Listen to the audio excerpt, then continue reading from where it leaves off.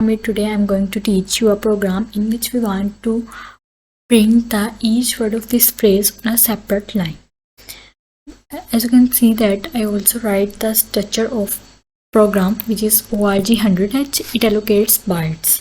Dot model stack ये जो है मेमोरी मॉडल को डिफाइन करता है. डॉट डाटा जो है हमारे पास डाटा सेगमेंट को डिफाइन करता है.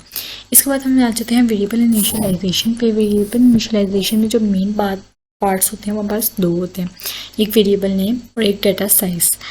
और देन उसके बाद हमारे पास आती है उसकी वैल्यू जो हमने उसको असाइन करनी होती है.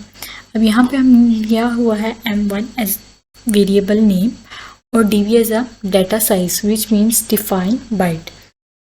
उसके बाद हमने स्ट्रिंग में ले ली है असेंबली. और उसके बाद यहाँ पर हमारे पास जो नई चीज़ है वो हमारे पास ये है 0dh 0ah. हमारे पूरे प्रोग्राम का जो मेन कॉन्सेप्ट है वो यही है. सेपरेट लाइन पे किसी चीज़ को शो करवाने के लिए जो यूज़ होता है वो ये हमारे पास यूज़ होता है.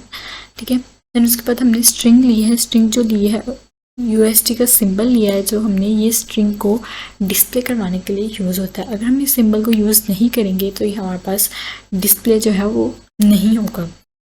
अगर इस स्ट्रिंग सिंबल को हम इधर लिखें असेंबली के बिल्कुल साथ तो ये हमारे पास जो है असेंबली और इस एक ही लाइन पर शो होंगे, क्योंकि हमारे पास जब ये सिंबल यहाँ पर आएगा तो असेंबली फ़ौरन जो है वो प्रिंट हो जाएगा, ना कि ये वाला फंक्शन एग्जीक्यूट होने की बारी ही नहीं आएगी नेक्स्ट लाइन वाले की एज इट इज़. तो इसीलिए हम जो है स्ट्रिंग के सिंबल को लास्ट पे यूज़ करेंगे.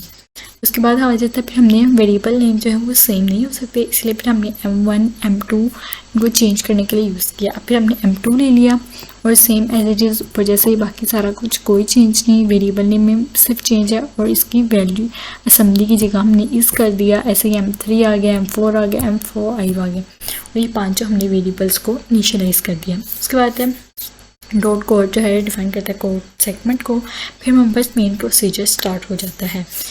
हमारे मेन प्रोसीजर को बताता है. उसके बाद हमारे पास आता है LEA. LE stand for loading effective address. और यहाँ पर हमारे पास DX के है. DX हमारे पास रजिस्टर है. कौन सा रजिस्टर है? डाटा रजिस्टर है हमारे पास. और यहाँ पे हमने M1 ले लिया. इसमें क्या है, M1 के अंदर जो वैल्यू है वो मूव करके हमारी चली जाएगी DX के अंदर. तो M1 में हमारे पास क्या है, असेंबली. तो अब असेंबली मूव करके किस में चला जाएगा, DX में.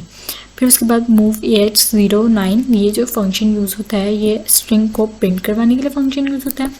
और int21h हमारे पास क्या है, यहाँ int21h जो है हमारे पास वो इंटरप्ट करने के लिए यूज़ होता है. किसको, CPU को, कि वो जो भी काम कर रहा है उसको साइड पे रख के हमारे इस काम को पहले कर दें. Okay, same as it is आगे हमारे M2 के लिए प्रोसीजर आ जाएगा, फिर M3 के लिए आ जाएगा, फिर M4 के लिए आ जाएगा और फिर M5 के लिए आ जाएगा.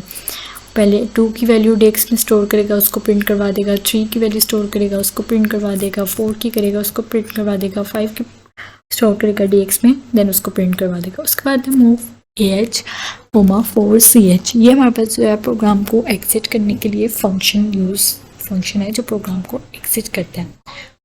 उसके बाद int21h हमारे पास आ जाता है. ये भी हमारे जिसके मैं आपको ऊपर बता चुकी हूँ कि हमारे CPU वह इंटरप्ट करता है कि सारे काम को छोड़ के पहले हमारे इस काम को कर दें. उसके बाद मेन एंड P आ जाता है. इसमें हमारे पास एंड मेन प्रोसीजर को एंड करने का हमें पता लगता है. उसके बाद एंड मेन कि हमारा प्रोग्राम जो है एंड हो गया. I hope you get the point. Now I will just run this. Emulate पे जाएंगे और इसको रन करेंगे. रन पे क्लिक करके देख सकते हैं हमारे पास असेंबली सेपरेट लाइन पे, सेपरेट लाइन पे, माई सेपरेट लाइन पे, फेवरेट सेपरेट लाइन पे और लैंग्वेज भी सेपरेट लाइन पे शो हो गए. ये था हमारे इस प्रोग्राम का कॉन्सेप्ट. अगर आप चाहते हैं इसमें अब आपको एक नया कॉन्सेप्ट भी देते हैं छोटा सा, कि आपको शो हो assembly is my favourite language की बजाय my favourite language is assembly, के मतलब थोड़ा सीक्वेंस का चेंज करेंगे हम इसके अंदर. तो उसके लिए सिर्फ आपको एक चेंज करना पड़ेगा. वो क्या करना पड़ेगा, यहाँ वेरिएबल्स को आपको चेंज करना पड़ेगा, नेम्स को. अब माई जो हमारे पास स्टोर है वो 3 में है. उसके बाद फॉर सीक्वेंस से आप देखते जाएंगे किसमें कौन सा वाला वैल्यू स्टोर है, उसके अकॉर्डिंग आप पूरा चेंज कर देंगे 2 और उसके बाद 1 कंपाइल करेंगे इसको हम और इसको हम सेव करके और रन करेंगे और देखिए my favourite language is assembly. So I hope you get the point. Thank you so much. आपका जो इमूलेटर है वो कुछ टाइम के लिए फ्री होता है, तो उसके बाद वो आपसे कहते हैं कि रजिस्ट्रेशन की लगाएं. तो आप ये वाली रजिस्ट्रेशन की को यूज़ करके जो अपना इमूलेटर है उसको दोबारा से कंटिन्यू कर सकते हैं.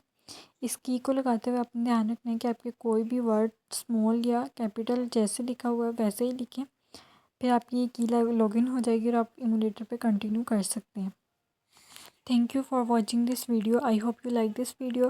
अगर आपको अच्छी लगी है तो इसको लाइक करिएगा, सब्सक्राइब करें एंड दोस्तों के साथ भी शेयर करें ताकि वो इस वीडियो से बेनिफिट ले सकें.